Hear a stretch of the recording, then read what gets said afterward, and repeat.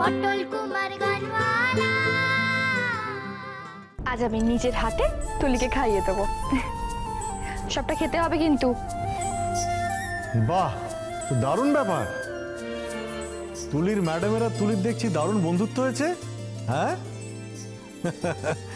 Good good good, very nice.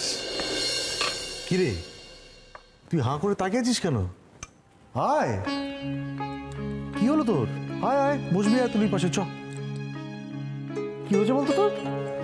আয় আয়, বস বস বস, বসে পড়ো, একদম তুলির পাশে বসে পড়ো। চলো, গুড বয়।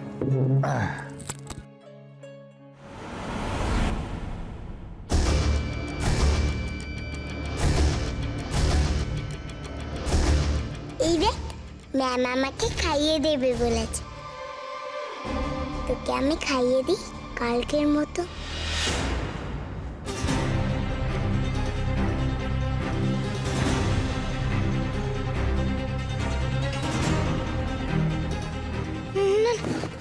আমি খাবো না, আমি খাবো না। কেন পটল, কি হয়েছে তোমার? আমি খাবো না। এই এই পটল, আরে কি হলো? কি যাচ্ছিস কোথায়? খাবি না কেন তুই? না গো, আমি খাবো না। আমি কি? আরে কি মুশকিল, খাবি না কেন সেটা তো বল। এই পটল, কি শরীর খারাপ লাগছে নাকি? পটল, কি মুশকিল? পটল, আরে ওপরে যাচ্ছিস কেন? কি হলো কি আমাকে বলবি তো? এই পটল। পটল না খেয়ে ওইভাবে ছুটে পালালো কেন? ও বোধহয় আমার সাথে খেতে চায় না। বাবা আমায় পছন্দ করে না তো একদম। পটল তো সেটা দেখে সারাক্ষণ, তাই হয়তো ও এখন দেখলে তো বাবা কেমন ছুটলো।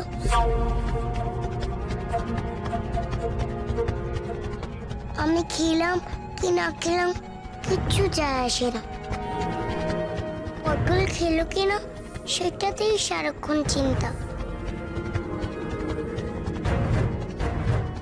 আমি যদি এই খাবার ছেড়ে চলে যেতাম না, তাহলে বাবা আমায় আটকাতো না। বলে দিত খিদে পেলে ও খেয়ে নেবে। অদ্ভুত ব্যাপার।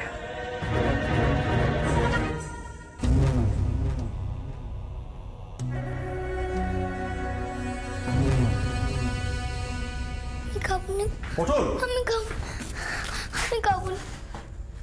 আচ্ছা ঠিক আছে ঠিক আছে, তোকে খেতে হবে না। তুই তো আমাকে একটা কথা বলতো বাবা, তুই তো ভয় পেয়ে আছিস কেন? কি হয়েছে?